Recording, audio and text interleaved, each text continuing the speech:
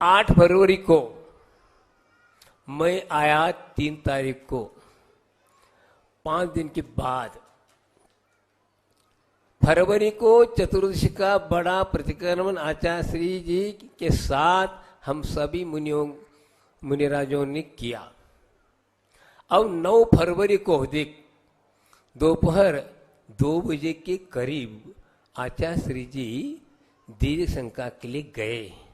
मैंने कमंडल का उनका कमंडल लेकर रखा था। पीछे से पूज सागर जी और निसिम सागर जी और एलक जी, धैर्य सागर जी भी थे। आचार्य श्री दीर्घ शंका से वापस आए, तब निसिम सागर ने शुद्धि कराई। पूज्य सागर जी और धैर्य सागर जी ने आचार्य श्री के मुंह हाथ पर पहुंचा, सफाई की।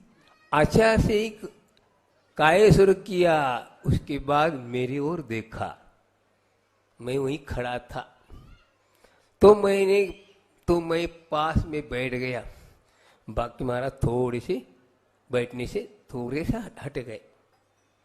तब आचार्य से बोले, आप सुनिए, बोले देखो कल हमने आप आचार्य श्री पद का त्याग करने का संकल्प लिया है।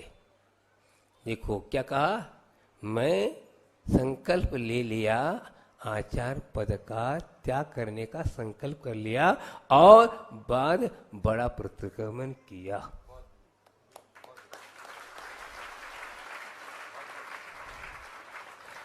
मुझे इस बात से ये है, आप लोग करवाएं करो, मेरे लिए तो ये डायरेक्ट बात की है और हम वही बात आप लोगों को सुना रहा हूं, मैं उनके शब्दों में, मैं अपने शब्दों में नहीं आया। तो ये मेरे आने का यह सार्थकता हो गई। आचार्य महाराज जी अंतिम और 2 आप लोगों को संदेह न हो, ये 2 बात कह के चले गए। हाँ, बड़ा प्रतिक्रमण किया। संघ के दायित्व एवं जिम्मेदारियों से अब मैं मुक्त हूं, मैं पूर्ण निवृत्त हूं। मुझे किसी भी प्रकार का कोई भी विकल्प नहीं है। बताओ, मेरी संकल्प पूर्वक संलेखना चल रही है। बताओ, समझ रहे, सुन रहे? अब इतनी बात भी क्या कहोगे, और मोबाइल पे गड़ब अपनी अपनी बातें कहोगे, सुनोगे, हमें सुनाओगे? मैं सबकी सुनूंगा नहीं, समझे? और क्या कहते हैं, देखो, मेरी संकल्प पूर्वक संलेखना चल रही है। आप लोग मेरी समाधि के बाद के बातें उचित समय पर, अब देखो, सभी के सामने अच्छे से रख देना और उचित समय पर निरापक एवं निर्यापक और एवं संपूर्ण संग मिलकर ज्येष्ठ मुनिराज समय सागर जी को आप पद पर प्रतिष्ठित कर देना।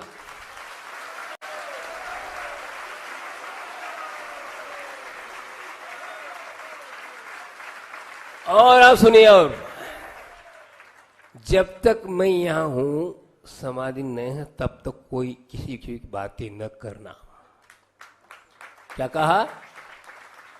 जब तक मैं समाधि ही नहीं होती है, तब तक आप लोग किसी से बातें नहीं बताएंगे।